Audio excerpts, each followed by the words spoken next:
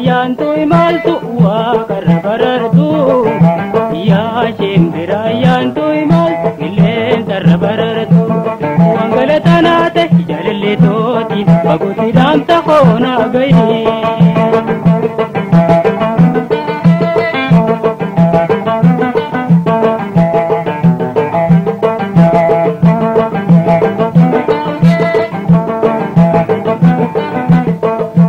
gargar bahu maja lallo lameni onko mokka mure ambise bagoti abu doda bumman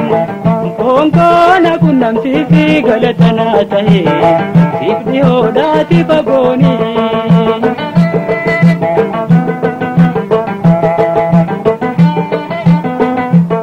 wagenye numure adane udu isilenda gayo gurran ma wallale yadan Dama umnan ya shimbira to damta khona geisi jalaleto nakunnam pisi walinu geisi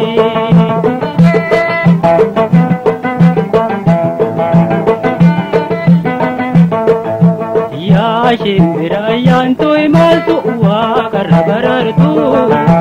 ya shimbira yantu imaltu ilen karabarartu wangalatanaate jalille toti baguti damta khona gayi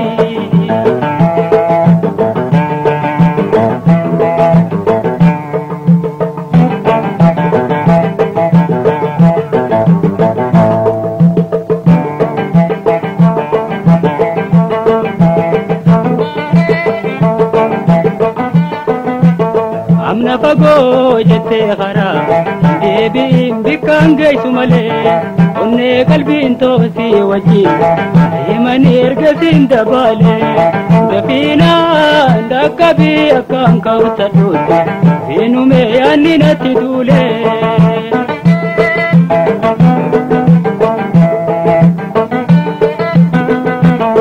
asinde mi kacheli lugama sanin garagale rakama ko kanalali nakabidi baminatoli ya shimbira to damta khona geisi jalaleto nakunnam sisi walinu harkisi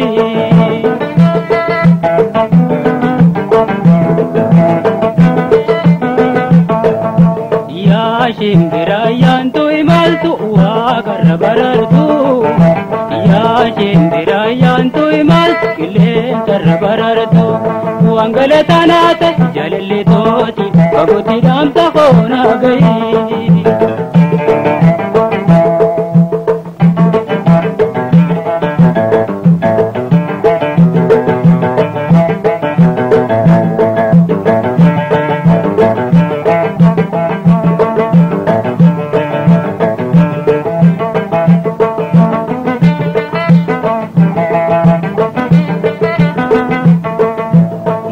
khalli midam yawa kabanda wacha soracha sulula gadi butarata raro tawala kanda barta genkata murteti pul dura kajete dimtadi te orota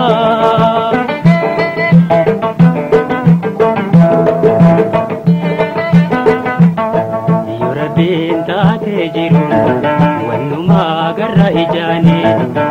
masu salam naji nama mukajita hundan ya shimbira to hundana dubiti bi hawito geisi fi wallu kunnam sisi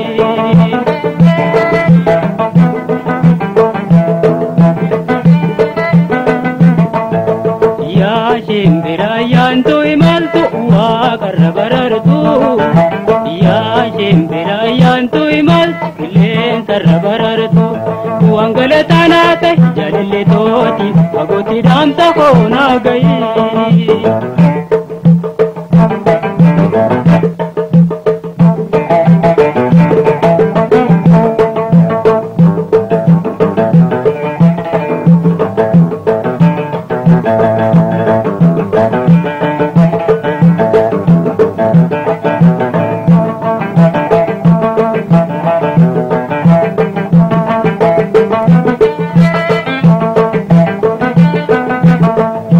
Salamta fi hawi tohima yakufa goega wal bararte garadera tokko garta alala millatu bagaysite mannen durati duftu babbareda ede dajala haramati sirayta kachelte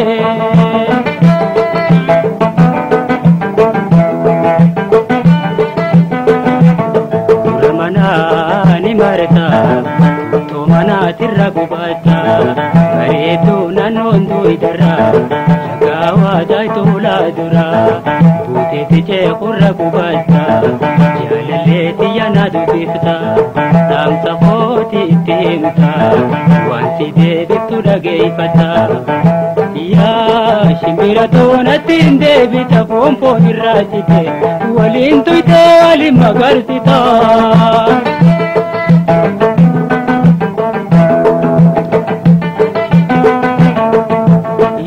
shimbira yantu imaltu waaqarra barartu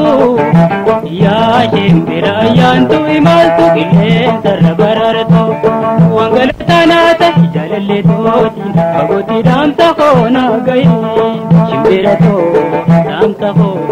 fagoti daamsa koona gayi.